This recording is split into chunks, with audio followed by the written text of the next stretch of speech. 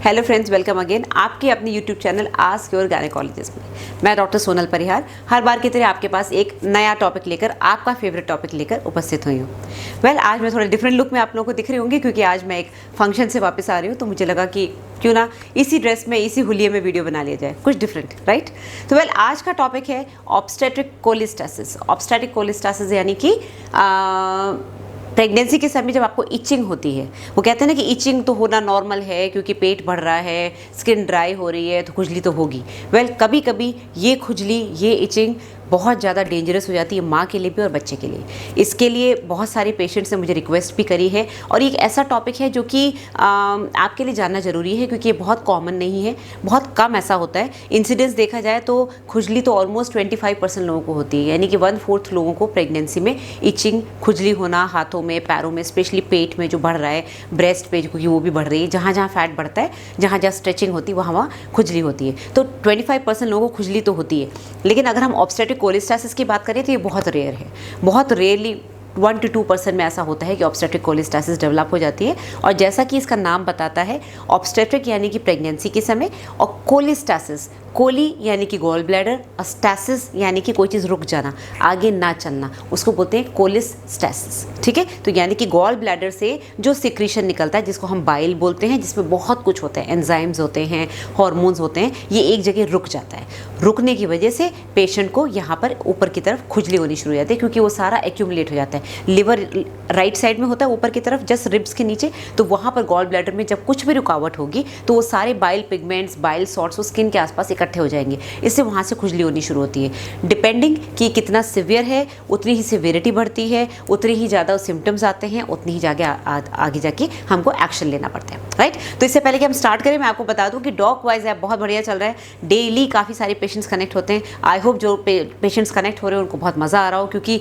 WhatsApp की तरह आप मुझसे चैट कर सकते हैं। 2 दिन के लिए ये आपको ऑप्शन मिलता है और प्रिस्क्रिप्शन ले सकते हैं। मैं आपको कॉल कर सकती हूँ, हालांकि कॉलिंग के लिए मैं हमेशा जैसे बताती हूँ, कॉलिंग हमेशा पॉसिबल नहीं हो पाती है, तो प्लीज़ कॉल पे बहुत ज़्यादा निर्भर ना हो। आपको एक चैट करने का ऑप्शन मिला है, आप अपना सारा चैट मुझे करके लिख के भेज दें, वॉइस मैसेज भेज दें, अपने रिपोर्ट्स भेज दें। मेरे से जैसे बन पड़ेगा या तो मैं आपको कॉल कर लूँगी या मैसेज भेज दूँगी या वॉइस मैसेज भेज दूँगी और प्रिस्क्रिप्शन भेज दूँगी। कॉल में प्रॉब्लम क्या होती है, नेटवर्क प्रॉब्लम्स हो जाता है, या फिर कई बार मैं बिजी होती हूँ, कहीं बैठी हूँ जहाँ कॉल नहीं हो सकती, तो आपका कीमती वक्त जाता है और आप वेट करते रहते हैं कि मैडम कब जवाब देंगी, राइट। इसके अलावा डॉकवाइज ऐप के अलावा आप मुझसे कॉन्टैक्ट कर सकते हैं सुपर चैट के थ्रू, क्योंकि मैं डॉक्टर सोनल्स आंसर्स जो मेरा दूसरा चैनल है उसमें एवरी ऑल्टरनेट डे लाइव जाती हूँ, कम्युनिटी पोस्ट डालती हूँ, उसमें आप अपने क्वेश्चंस देते हैं और उसमें अगर आपको कोई पर्सनल क्वेश्चन पूछना है, क्योंकि यूट्यूब पे मैं सिर्फ जनरल क्वेश्चंस का आंसर देती हूँ, पर्सनल क्वेश्चन का आंसर पूछना है तो सुपर चैट यूज़ कर सकते हैं। बाकी आपको मेरा हॉस्पिटल का एड्रेस मैं हमेशा देती हूँ, ये मेरा एड्रेस है। बहुत सारे पेशेंट्स ने आना शुरू कर दिया है,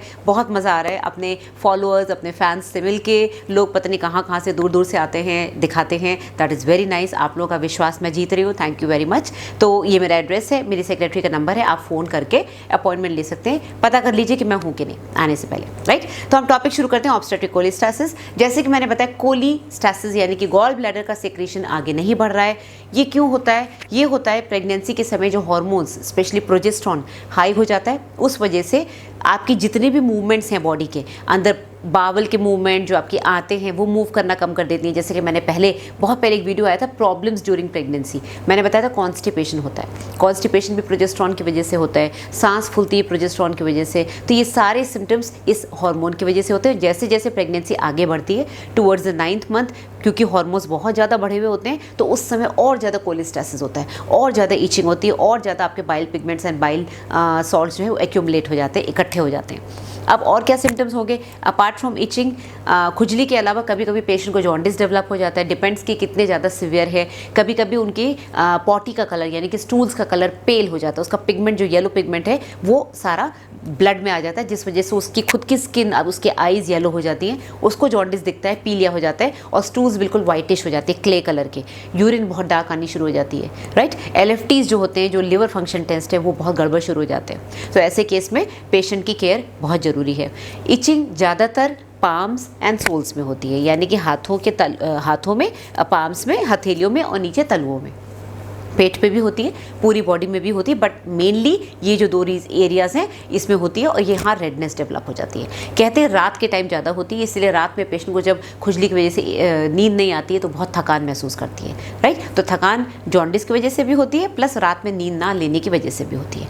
अब पेन होता है कि नहीं, जनरली तो मैंने नहीं देखा है, बट किसी किसी कंडीशन में जब लिवर में ज़्यादा प्रॉब्लम आएगी तो ऑब्वियसली अगर लिवर में डैमेज होगा या कुछ भी प्रॉब्लम आएगी तो लिवर वाला जो एरिया है, जो राइट साइड का अपर एब्डोमेन है, वहाँ पर पेन शुरू हो जाएगा, राइट। अब कितनी इमरजेंसी है वो डिपेंड करता है पेशेंट की क्या कंडीशन है। डेफिनेटली अगर आपको पहले से पता होगा और इतनी ज़्यादा प्रॉब्लम्स होंगी, इतने सिम्टम्स होंगे, तो आप डॉक्टर के पास जाएंगे ही। अब इमरजेंसी कब आती है, जब LFT यानी कि लिवर बहुत ज़्यादा गड़बड़ हो रहा है, जॉन्डिस बहुत ज़्यादा बढ़ गई, या फिर बच्चे को प्रॉब्लम शुरू हो गई। बच्चे को क्या प्रॉब्लम होती है?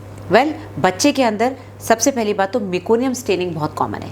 मैंने अभी कुछ दिन पहले ही वीडियो डाला था, मेकोनियम क्या होता है, मेकोनियम कैसे पास होता है। मैं आपको बता चुकी हूँ कि मेकोनियम बहुत डेंजरस होता है। जब बच्चा पेट के अंदर पॉटी कर देता है हरे रंग की, उसको बोलते हैं मेकोनियम, और अगर वो बच्चा पी गया तो बच्चे की डेथ भी हो सकती है। तो मेकोनियम स्टेनिंग इसमें बहुत कॉमन है ऑब्स्टेट्रिक कोलेस्टासिस में। और दूसरा कारण जो हमको अलर्ट करता है कि बच्चे का ध्यान रखें, वो है बच्चे का पेट के अंदर या बच्चे का डिलीवरी के समय डेथ हो जाना।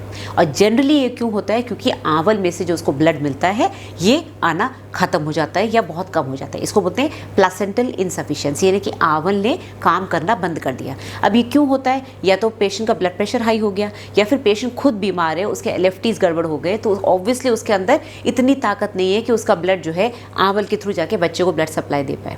ओके, कभी कभी ब्लड प्रेशर हाई होने की वजह से प्लासेंटा जगह से निकल जाता है, जिसको प्लासेंटल अब्रप्शन बोलते हैं। तो ये 2-3 कॉजेज हैं जिस वजह से बच्चे की डेथ हो सकती है पेट में या डिलीवरी के समय। बच्चा मेकोनियम पास कर देगा तो उसकी डेथ हो सकती है, या फिर बच्चा बहुत सीरियस हो जाता है डिलीवरी के समय, जब वो बाहर निकलता है। मेकोनियम वाले वीडियो में मैंने बताया है, अगर वो पी चुका है तो उसको सांस लेने में तकलीफ होती है। तीसरी चीज़ जो बहुत कॉमन है, कह सकते हैं 2% केसेस में, 100 में से 2 केसेस जिनको ऑब्स्टेट्रिक कोलेस्टासिस है, उनको प्री टर्म डिलीवरी करवानी पड़ती है। प्री टर्म डिलीवरी का रीज़न यही होता है कि या तो बच्चे की कंडीशन सही नहीं है या माँ की कंडीशन सही नहीं है, तो जितनी जल्दी प्रेगनेंसी को टर्मिनेट करेंगे उतनी जल्दी दोनों को हम बचा सकते हैं। ओके, तो प्री टर्म डिलीवरी ज़्यादातर डॉक्टर्स करवाते हैं और इसको बोलते हैं आइट्रोजेनिक, यानी कि डॉक्टर ने करवाई है, खुद नहीं हुई है, पेशेंट को खुद पेन नहीं आया। और डॉक्टर क्यों करवाते हैं? माँ और बच्चे की जान बचाने के लिए। ओके, अब इसका ट्रीटमेंट क्या है? ट्रीटमेंट डिपेंड्स पेशेंट की कंडीशन क्या है। सबसे पहले तो अगर हल्की फुल्की ईचिंग है तो हम क्रीम्स देते हैं, लैक्टोकैलामीन देते हैं। कुछ ऐसी क्रीम्स और लोशंस आते हैं जिसमें मेंथॉल होता है। मेंथॉल आपको पता ही है क्या होता है, जिसमें कि एफरवेसेंट और वो विक्स जैसी जो खुशबू होती है लगाते हैं ना मेंथॉल, तो उससे क्या होता है पेशेंट को थोड़ा सा रिलीफ मिलता है। उससे भी रिलीफ नहीं मिल रहा है तो फिर हम लोग एक सॉल्ट आता है अर्सोडिऑक्सीकोलिक एसिड, ये टैबलेट दी जाती है। इसको दिन में 2 या 3 बार दिया जा सकता है, डिपेंडिंग अपॉन कितनी ज़्यादा प्रॉब्लम है। इसके अलग अलग स्ट्रेंथ आती है, 150 mg की भी आती है, 300 mg की भी आती है। ये कहते हैं लिवर में हेल्प करती है। जब भी लिवर के फंक्शंस में कुछ प्रॉब्लम होती है तो इस सॉल्ट को दिया जाता है। इसके अलावा पेशेंट को हम लोग बोलते हैं कि भाई आप कभी भी बच्चे की मूवमेंट में कुछ कमी हो तो बताइए। कभी कभी किसी पेशेंट को विटामिन के देने की ज़रूरत पड़ती है। विटामिन के एक ऐसा विटामिन है जो कि ब्लड की क्लॉटिंग में हेल्प करता है, और जब भी लिवर में कुछ प्रॉब्लम होती है तो इस विटामिन के की कमी हो जाती है बॉडी में, तो पेशेंट को ब्लीडिंग से बचाने के लिए विटामिन के देना पड़ता है। इसके अलावा डिलीवरी, जो कि मैंने बताया, डिलीवरी इसका मेन सोल्यूशन है। अगर लग रहा है कि माँ और बच्चे की कंडीशन सही नहीं है और हमको हाथों हाथ एक्शन लेना है, हमारी कोई भी दवाई काम नहीं कर रही है, तो फिर ऐसे में हमको डिलीवरी करानी पड़ती है। तो ये तो हो गया ट्रीटमेंट पार्ट। अब आते हैं LFTs पे। पेशेंट की मॉनिटरिंग कैसे करनी है?